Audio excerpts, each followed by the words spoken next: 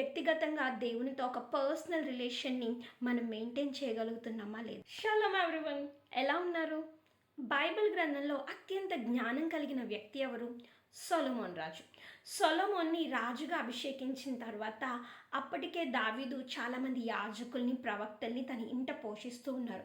వీరున్నారుగా, వీరు నాకు ధర్మశాస్త్రాన్ని తెలియచేస్తారు. దేవుడు ఏదైనా మాట్లాడాలని అనుకుంటే వీరి ద్వారా నాతో మాట్లాడతారులే అని అనుకుని కూర్చునిపోయి ఉండకుండా గిబియోనులో ఉన్న బలిపీఠం యొద్దకు, దేవుని మందసం యొద్దకు, దేవుని సన్నిధికి తనంతట తానుగా ఏకాంతంగా సమయాన్ని గడపడానికి, దేవునితో సహవాసాన్ని పెంచుకోవడానికి వెళ్ళారు. ఇక్కడ ఒక విషయాన్ని క్షుణ్ణంగా పరిశీలించడానికి ప్రయత్నిద్దాం. సొలొమోనికి అక్కడ చాలా అవకాశాలు ఉన్నాయి.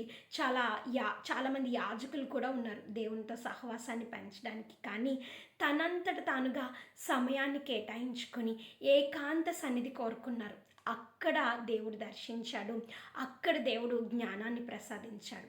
మన విషయంలో ఒకసారి జ్ఞాపకం చేసుకుందాం. మన జీవితాల్లో ఏకాంత సమయం ఉందా? దేవునితో కూర్చుని మన సన్నిధి గదిలో మనంతట మనంగా దేవుని ధ్యానించడం, దేవునితో మాట్లాడడం అలవాటు చేసుకుంటున్నామా లేదా? నిజమే, దేవుని మందిరాల్లో కూర్చోవడం, దేవుని యాజకులు ఎదుట ఆ మాటలన్నీ వినడం, కొన్ని ప్రసంగాలను విని మనం చాలా నేర్చుకోవడం, కొన్ని ప్రార్థనలో ఏకీభవించడం, ఇవి అన్నీ అత్యంత ప్రాముఖ్యమైనవే. కానీ దేవుడే స్వయంగా మనతో మాట్లాడడం అద్భుతమైన విషయం. అట్టి అనుభవం అందరికీ కావాలి. ఖచ్చితంగా ఈ రోజు నుంచి కొంత సమయాన్ని కేటాయించి దేవుని సన్నిధిలో ఏకాంత సహవాసాన్ని కోరుకుందాం. ఈరోజు ప్రశ్న: సౌలుకి దావీదుకి మధ్యలో ఒక రాజు ఉన్నారు.